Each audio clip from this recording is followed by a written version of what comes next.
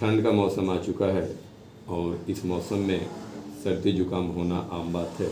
इससे छुटकारा पाने के लिए हम एडवांस सीड थेरेपी का एप्लीकेशन करेंगे, जैसा कि हम लोग क्लिनिक में करते हैं।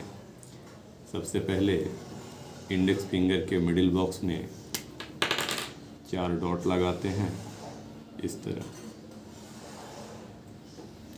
और दूसरा लिटिल फिंगर के लेटरल साइड में, तो ये टोटल 5 डॉट हो गए। अब इस डॉट्स के ऊपर ब्लैक पेपर, गोल मिर्च या चिली सीड, लाल मिर्च का दाना पेपर टिप की सहायता से लगाना है। आप पेपर टिप में इस तरह लाल मिर्ची का दाना लगा लें और इसके बाद रेड डॉट वाले पॉइंट पे इसको इस तरह चिपकाएं।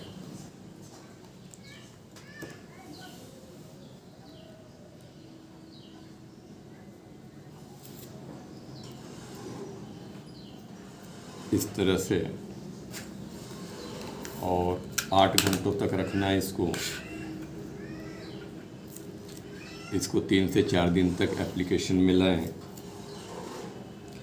और हर दिन नए सीड के साथ करें, पुराने सीड का एप्लीकेशन ना करें, और ये दोनों हाथों में करें। मैंने रेड चिली सीड लिया है, आप उसके जगह पे गोल मिर्च के दाने ले सकते हैं।